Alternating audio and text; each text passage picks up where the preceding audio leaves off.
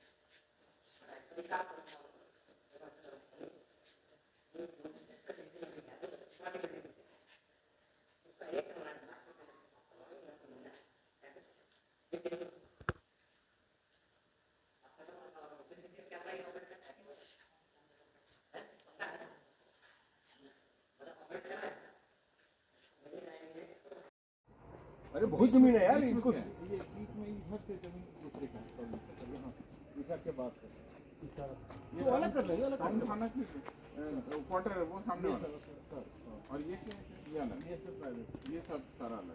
तो वहाँ जाने का रास्ता देखो सुनो, एक काम तो हो सकता है, सर्कल इंस्पेक्टर का सुनो, सर्कल इंस्पेक्टर की एक बुनियाद जो बिल्डिंग बनवाई सर्कल ऑफिस की, और उसको हम जानबूझ के बड़ा बनाए, उसके अंदर और भी चीजें रह जाएंगी और ना होगा तो वो ट्रैफिक का कुछ का और चीजें ऐड कर देंगे। वहीं उन्होंने थाने में जिस तरीके से गाड़ी को रखा गया था उसके रखरखाव पर भी उन्होंने सवाल उठाए और साथ ही जमकर सभी की फटकार भी लगाई कि आखिर इस तरीके से थाने में गाड़ी क्यों रखी है। वहीं बाहर निकलने के बाद उन्होंने बहुत कुछ कहा और बताया कि किस तरीके से बिहार में क्राइम रेट जो है वो कम हो रहा है और क्यों वो थानों का जो है वो निरीक्षण कर रहे हैं। क्या कुछ कह रहे हैं वो आप खुद सुनिए।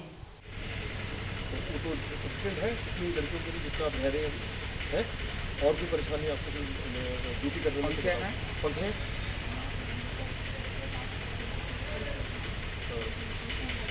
इस पे लगोगे आगे हमको मच्छरदानी मिला हो, मच्छरदानी। ये बताओ एक मिनट, उस बैरक में कितने जो है हाँ चौकी या कितने लोग आराम से रहते थे ये बताओ।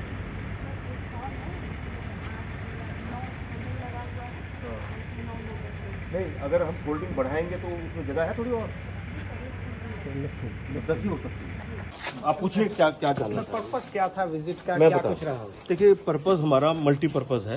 पहली चीज तो ये देखना कि थाने में साफ सफाई, थानों के अंदर जो साधन है, जिस साधन के आधार पर पुलिस चलती है, गाड़ी कैसी है, मैन पावर कितनी है, कितने जवान हैं, कितने अफसर हैं, उनमें काम का बंटवारा किस तरह का है, क्या जो है रिकॉर्ड हमारे कुछ मेंटेन ठीक से हैं या नहीं हैं, ये चीज़ भी देखी गई है।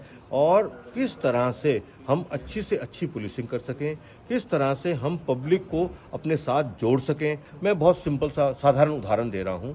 2021 में पूरे कैलेंडर ईयर में हमारे मर्डर केस में कमी आई है, डकैती में कमी आई है, बैंक डकैती में कमी है, बैंक लूट में कमी है, हमारे रॉयट के केसेस में कमी है, बलात्कार के केसेस में कमी है, SC/ST एक्ट के केसेस में कमी है। बढ़ोतरी हुई है केवल चोरी में और जो रॉबरी के केस है, जो लूट के केस है, उनमें बढ़ोतरी हुई है। और वर्ष 2022 के जो शुरू के 2 महीने हमारे निकले हैं, उनमें जो लूट के केसेस हैं, डकैती के केसेस, उसमें और सुधार हुआ है, हत्या के केसेस में भी सुधार हुआ है। तो इनको हम चैलेंज की तरह देखें। दुखद घटना है, जिनके साथ भी हमारी पूरी संवेदनाएं उनके साथ में है और हम पूरा प्रयास कर रहे हैं कि ऐसी घटना की पुनरावृत्ति ना हो और इन घटनाओं का उद्भेदन जो है पूरी ताकत लगा के किया जा रहा है। बहुत सारे हमें क्लूज मिले हैं, बहुत सारी और भी बातें मिली हैं। उन सब चीज में पुलिस जो है हमेशा ऐसे केसेस में उद्भेदन। डीजीपी एसके सिंघल वैसे तो ये कहते हुए नजर आ रहे हैं कि 2021 के कैलेंडर को अगर देखा जाए तो क्राइम रेट काफी कम हुआ है, लेकिन सवाल ये भी है कि 2021 और 20 में कोरोना काल था, जिस कारण वैसे ही लोग डर से अपने घरों से निकल ही नहीं रहे थे, तो इस कारण क्राइम रेट कम हुआ था। लेकिन डीजीपी एसके सिंघल इसका क्रेडिट लेते हुए ये कहते हुए नजर आ रहे हैं कि उनके कामकाज के कारण बिहार में क्राइम रेट कम हुआ है। अब ये सोचने लायक है कि अगर 2021 में क्राइम रेट इतना कम था तो आखिर 2020 में ऐसा क्या हो गया कि लगातार बिहार में क्राइम रेट बढ़ते जा रहे हैं। अगर हम पटना की ही बात करें तो पटना में लगातार ऐसी खबरें निकल के सामने आ रही हैं, हर दिन किसी को गोली मार दी जा रही है तो दिन दहाड़े किसी की दुकान लूट ली जा रही है। तो क्या 2022 में पुलिस काम नहीं कर रही है? सवाल कई है, लेकिन जवाब अब भी एक भी नहीं है। आगे ऐसी ही खबर के लिए बने रहे हमारे साथ और हमारे चैनल को लाइक शेयर सब्सक्राइब जरूर करें, साथ ही हमारे फेसबुक पेज को फॉलो करें। धन्यवाद।